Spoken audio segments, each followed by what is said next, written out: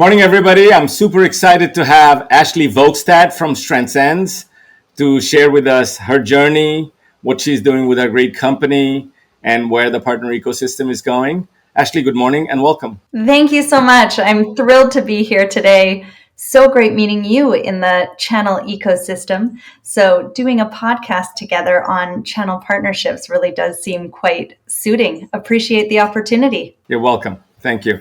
So, I've watched you online. I've seen some of the great stories you have shared. Before we get started, what's happening in the ecosystem, why don't you tell us a little bit about you and then also about your company and, your journey over the last few years? Yeah, thank you so much. So I'm the founder and CEO of Transcends. We're a channel marketing agency and have the excellent fortune of working with some of the world's largest and most impactful technology organizations from the Fortune 500s. We do a lot of work quite deeply with Microsoft, right down to high growth, founder-led startups. So we have the immense privilege of being on the cutting edge of technology, seeing the latest innovations across the globe. I started the business. We just celebrated our 5-year anniversary, actually, a couple months ago.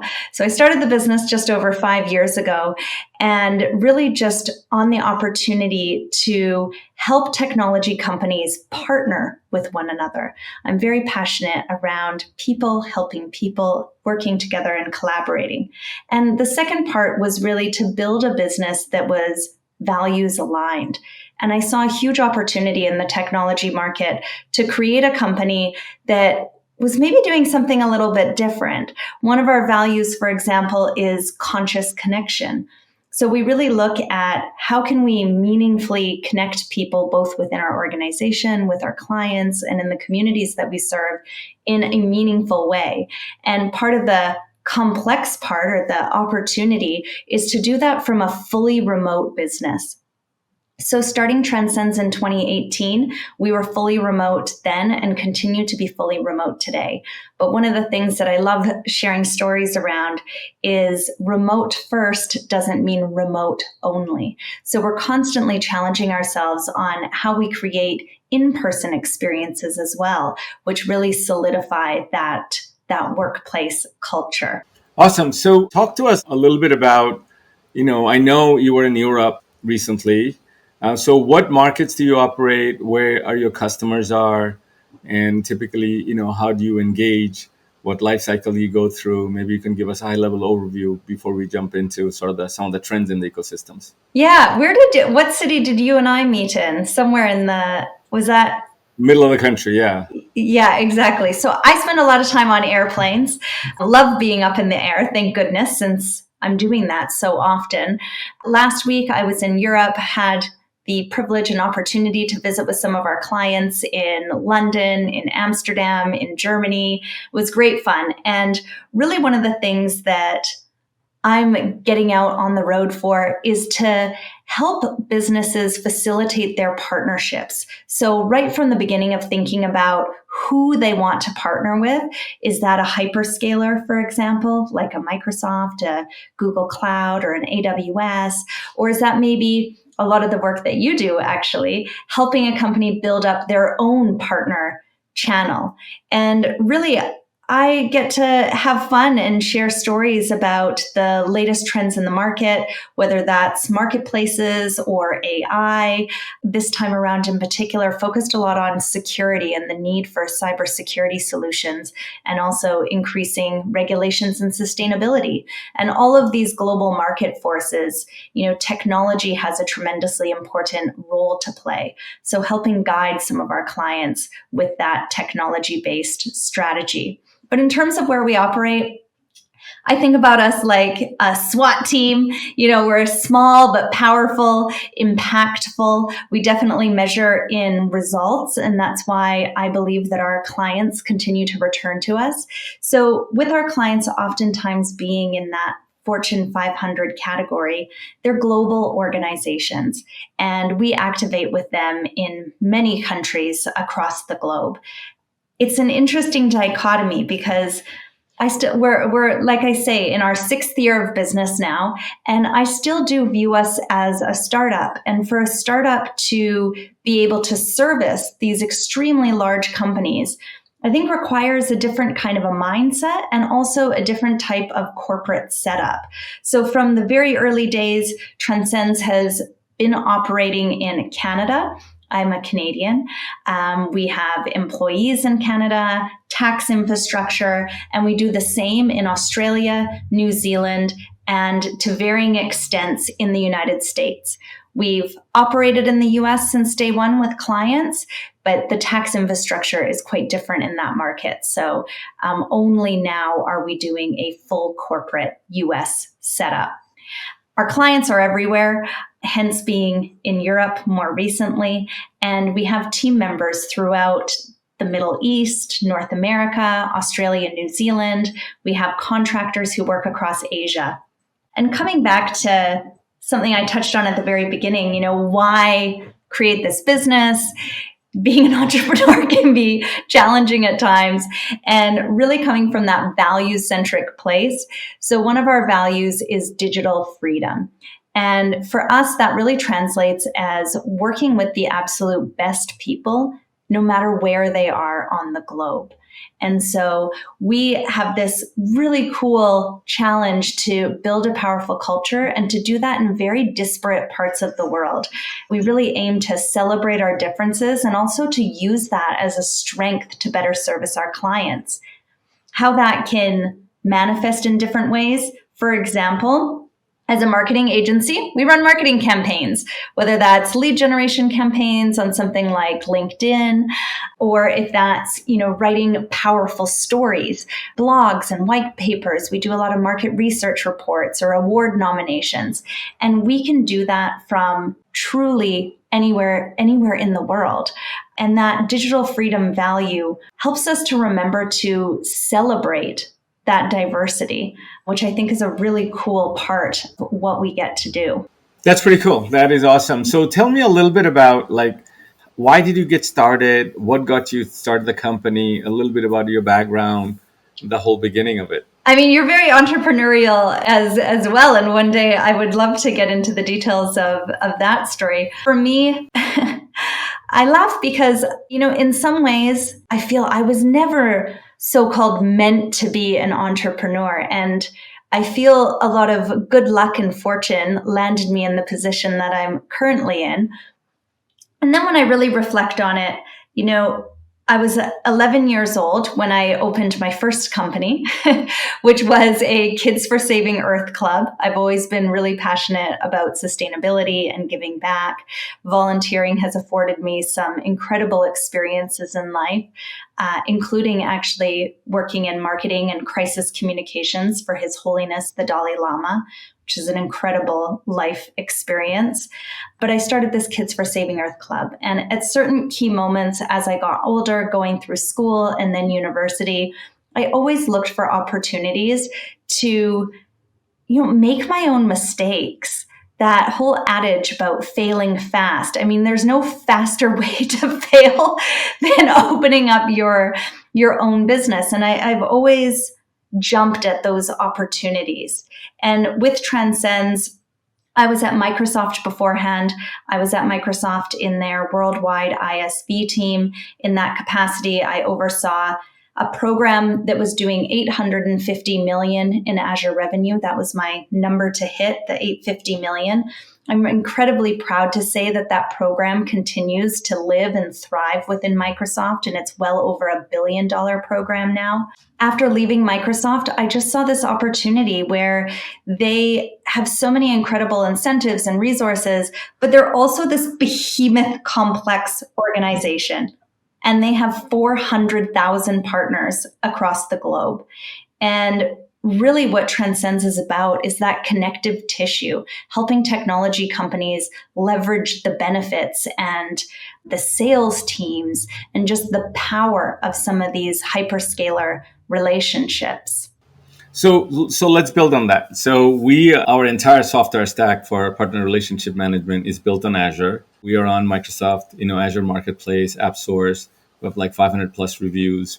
but let's say we engage with Transcend, right? How would you sort of coach us, help us to grow in that ecosystem? Maybe you can walk through that journey. Then I'd love to kind of have you talk about these large Fortune 100 or 500 service providers that you work with, how they engage with you to grow their business. So let's start with ISV, someone like ZINFI coming to you and say, hey, Ashleigh, we need help. We can't figure this thing out. It's too big, it's too broad. Looks like a lot of exciting things are happening. Where do I start? So we work with a lot of partners. A typical scenario would be maybe a 50-person company, maybe up to a 200-person company, where the founder maybe comes to us and says, hey, I've been talking with Microsoft and I really see the opportunity of Microsoft partnership, but Ash Transcends, where do I begin? How do I get started? And one of the first places that we'll typically activate with somebody is thinking about marketplace, which is funny because that's exactly where you went. And it just showcases that you're such an excellent Microsoft partner yourself. And so when it comes to marketplace, if you're an ISV, you probably already have a well-defined solution, some sort of a SaaS offering. So you have something that has a name, it has a technical build, and so you already know what you're going to list in marketplace. There are times that we'll go into a company and they're actually not sure on that solution build yet. They don't have it fully defined on exactly what it is that they're going to build and sell with Microsoft. So we might even get involved in a slightly earlier stage. But then we activate our product marketing expertise, which is really telling a story around that thing that you're interested in listing in Microsoft's marketplace. And as you touched on, there's two core marketplaces, AppSource and Azure Marketplace. The main difference, AppSource is the audience who shops there. So on AppSource, you have line of business users. Azure Marketplace, this is more of a technical marketplace aimed at developers. And Microsoft in general wants partners as a kind of barrier to entry to really doing something meaningful in your partnership. It's sort of a first major step. Get listed in marketplace. So we'll help you figure out the what to list, and then we'll do the listing. We'll tell that powerful story. That might involve copywriting, text, that might involve videos, that might involve building out sales collateral, sales enablement collateral that really tells your story. All of these things can be attached to your marketplace listing. We then do the technical side. So we're getting into Microsoft's platform called Partner Center. And we're in the back end of Partner Center. We're uploading your listing. We're making sure it's being fully optimized to be found in searches. And then we're getting you live in that marketplace. That would be a great first activating point. But as a marketing agency, I love to say, set it and don't forget it. So while the value of being in a marketplace, or part of the value of being in a marketplace, is to have this evergreen digital footprint, somewhere that just lives online, that people can find you, they can express interest in doing business with you, that's great. But it's still the beginning of a full customer journey. So when we say set it and don't forget it, it means get your marketplace listings live, whether that's with Microsoft, Red Hat, IBM, and marketplaces are exploding right now. It is a massive opportunity in the market. So get listed in your relevant marketplaces. And then the don't forget it part, I heard Annie Martin said this from, she's a director within Microsoft's US business for go-to-market. And she says, don't use a marketplace listing as a landing page. Just like any online customer journey, you don't want to shove people immediately into the shopping cart. It's a shocking experience. There needs to be education. I saw some recent research that actually said 28 touch points. That's the highest that I've heard. 28 touch points before someone's ready to be in a shopping cart. But whatever the exact number is, you need to have a nurture journey for somebody before they come into your marketplace. And that's a lot of what Transcends will help companies to build. So little things like, do you have a marketplace call to action on your website? in your email signature? Are you running integrated marketing campaigns that might ultimately include a call to action that is a marketplace offer? Ebooks and white papers, thought leadership, LinkedIn posts, that whole digital story, with marketplace being one part. But marketplace is quite often where we'll start activating with a partner. That is awesome. So let's move to the other types of partners, Yes. service providers that heavily participate in marketplace. So let's say we have listed our app in Azure Marketplace or App Source, and now I want to go recruit partners to sell our apps through that ecosystem, right? How would we engage in someone like Transcend? How would you work with us? And then maybe you can move to the last category, working with a service provider or a system integrator that is providing a value-added service to the end customer. Yeah, great. And I think it's pertinent here to maybe highlight some of the marketplace functionality that exists. So in the case of Microsoft specifically, there is a 3% transaction fee, but they have all this, and that's really because they take care of the billing there. And then there's these different types of functionality, and some of this is what's attractive to different types of partners or an incentive for them to get into marketplace. One, enterprise agreements. So if a customer to Microsoft is a very large customer, they will have an enterprise agreement, which Microsoft calls the MAC or the Big Mac. The Big Mac is the Microsoft Azure Consumption Commitment. So it's an agreement between Microsoft and their customer to do a certain amount of business. These MAC agreements vary in size from tens of millions of dollars to over $1 billion. As more and more enterprise agreements of this style are signed, there is more and more incentive for partners to list in marketplace. Why? The why is that if you're a great partner to Microsoft, to AWS, to GCP, when a customer buys your solution through marketplace, they are decrementing their MAC agreement. So if I have a commitment to spend $100 million with Microsoft, I don't just get to draw down on that $100 million commitment by transacting directly with Microsoft. I can purchase certain partner solutions to also decrement that MAC. So partners hear this and they light up because this is pre-committed cloud spend. There might not be the same procurement, like the sale is easier to happen because there might be less people involved in getting an approval on that sale. For example, if you have an enterprise agreement, you might not involve procurement because procurement has already signed off on this $100 million agreement. So it simplifies the sales process and it kind of guarantees budget, which is very exciting. Some of the other functionality, which are interesting to both resellers and services partners, are things like multi-party offers. So what is a multi-party offer? That's essentially where you can take an ISV solution, some sort of a SaaS offering, wrap your services around it, and sell that as a package that also decrements MAC agreements. So it's facilitating ISV plus services in a single marketplace offering. Another functionality is private offers. Now, private offers are incredibly important when we're talking about the big guys, the global advisories of the world, the big four, Microsoft's largest services partners. They're selling bespoke solutions that are highly customized. And therefore, they need functionality in a marketplace, not to just click and transact a highly scalable, highly repeatable offer, but to build something customized. That functionality exists with private offers. Now, when it comes to resellers and reselling solutions, in the Microsoft landscape, there's CSP, the Cloud Solution Provider Program. And that essentially allows you to create marketplace offers where one of your partners can resell your solution. And you can build custom margins into that as well, so that you sell your product at one price to your end customers and another price to your resellers.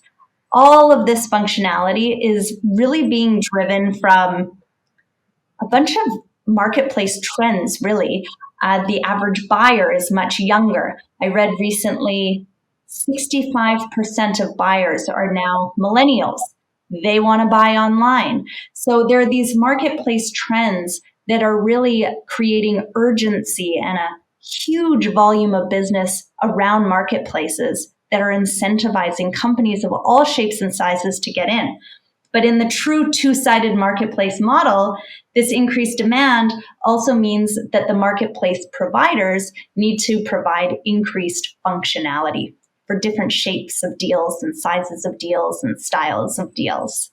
Awesome. So let's switch gear a little bit. You're at the middle of this incredible, sort of momentum. And one of the key driver to that is AI. And Microsoft has been at the forefront of it. We have deployed Copilot across our entire business, all the way from Azure DevOps through our QA automation, and then also integrating our product. So talk to a little bit about what you see is happening in AI that is kind of AI washing, but also on the other side, there are really, really value-added play that both application providers like us can participate, but also a partner can participate to bring true value to an end customer. Yeah, that's so great. And it's wonderful to see you leading by example. I'm hearing Satya Nadella in the back of my mind, a co-pilot on every desk. So we also have a co-pilot on every desk. There's always this question when it comes to technology, build it or buy it. And you don't have to necessarily do one or the other. You can do both. So at Transcends, we're buying it. We have Copilot licenses and use a ton of AI-enabled applications, whether that's Canva Pro for doing design, Jasper AI. We're using all sorts of MarTech tooling that leverages AI out of the box. But then on the build it side, super exciting moment for us in our own corporate maturity is that we're actually building our own AI tooling right now. Working with a Microsoft partner, we gave them the challenge statement, how do we become more efficient and produce better results using AI for a very particular use case, award submissions. So a lot of people think AI is taking especially marketing people's jobs, and I have a marketing agency. That isn't what we've observed. I think whoever came up with the marketing campaign, what did it say? AI isn't going to take your job. People who use AI will. And we've sort of taken that on philosophically, meaning that our aim at Transcends has been to empower each person within the business to learn how to use AI and to leverage it to our advantage. And so with Partner of the Year submissions or award submissions in general, it's not about AI drafting the submission, which I think is what people would immediately come to thinking. The very particular way that we're leveraging AI is, for example, a particular client of ours will have branding guidelines, things that are as detailed as, do they use an Oxford comma or do they not use an Oxford comma? How do they structure people's names and job titles? All of this detailed information we can feed into the AI and it becomes our editing assistant.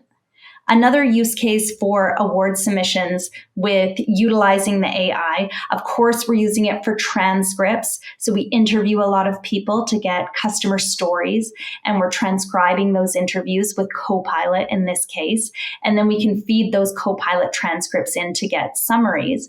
But I think less expected use cases would be things like feeding in judging criteria and asking the AI to score our submissions against that judging criteria. Or asking the AI, let's say we're producing 100 award nominations for a particular award. Can the AI heat map where we have gaps? Which of these award submissions doesn't have, say, a customer testimonial? So that's some of how the practical end of it, how we're using AI today for ourselves. But let's go to the other end and become kind of big picture on this topic. So recently, traveling around Europe, I picked up a book. If anyone has seen Yuval Harari's Nexus, Yuval is an award-winning journalist. He's a New York Times bestseller. His most famous work, Sapiens. And living, breathing, working in technology and being bombarded with everything AI, as I'm sure all of you were, I really liked his fresh perspective. And he outlines that he's not looking to the future in this book, but rather coming from a historian's perspective on the journey to what today is what we now call AI. And he argues not to call it artificial intelligence, but alien intelligence. Okay, so we're not going to talk about like little green men here, but I thought it was an excellent point. Artificial, he says, is implying something that is man-made. It's something fake. It's something that is imitating what a human would do or create. Alien, on the other hand, is completely foreign. It's a completely new, different, non-human way of doing something. And to paint this picture, he tells the story of Go. So this game that human beings have been playing for over 2,500 years. It's many people would consider it the ultimate strategy game. And in that 2,500 years, it has been thought that humans have discovered every way to play the game, every possible strategy, the how of Go had been well documented. And yet, when AI played and won, the incredible thing wasn't that the AI won, argues Uval. The incredible thing was that AI played the game in a different way, a different strategy that humans had never previously employed. And this is his basis for talking about alien intelligence as opposed to artificial intelligence. And I think if we can come from that viewpoint, it really starts to open up the mind to the opportunity and also to how little we know in terms of where AI is exactly going to go in the future. There's lots of theories. There's weighting on these theories in terms of likeliness of various scenarios, but we really don't know exactly. And what my agency Transcends will come into companies, will seek to understand, what are they doing in AI today, actually, not this AI washing, of which, we see that as well. I think as soon as AI, the two letters AI started translating into millions of dollars just to have that in your marketing, it did become a very competitive landscape in the sense that it was difficult for some of our clients to create breakthrough with the incredible stuff that they were actually doing. So that strategy, that go-to-market strategy, how to tell a powerful story, how to break through amongst your competition, that's really something that we help our clients with. We have language for that. We call it the big idea. And so we do these brainstorming creative sessions, just like the ad people back in the 50s and 60s, getting out the virtual whiteboards in this case and coming up with those really creative breakthrough ideas for our clients is incredibly fun. And I think AI has presented some really unique challenges in that space. That's amazing. So let's pull three of these threads together that you talked about. One is big marketplace, talk about the evolution of the ecosystem, and then this big change driver AI. So if you fast forward next 12, 24, 36 months, if you have to sort of kind of see through your crystal ball because you're engaging with a lot of players in the industry, how does this thing shape out? The evolution of the marketplace, evolution of the partner ecosystem around that, and the inclusion of AI into that whole journey. In some ways, nothing changes, and in other ways, so much changes. So as a marketer, the part that doesn't change is people buying from people, is relationships. And then if we overlay some of the trends that you're talking about, I mentioned earlier, the percentage of our buying audience in technology specifically that is coming from millennials and their inclination to want to buy online, they're highly influenced by personal references. So And those references can also come not just from individual people, but also from partner companies. So I think that there's a lot more need for relationships to happen in the digital world, and that those relationships really take the form of partnerships. And with AI, there's this challenge around authenticity and being on the optimistic side of the fence and thinking of AI as an opportunity.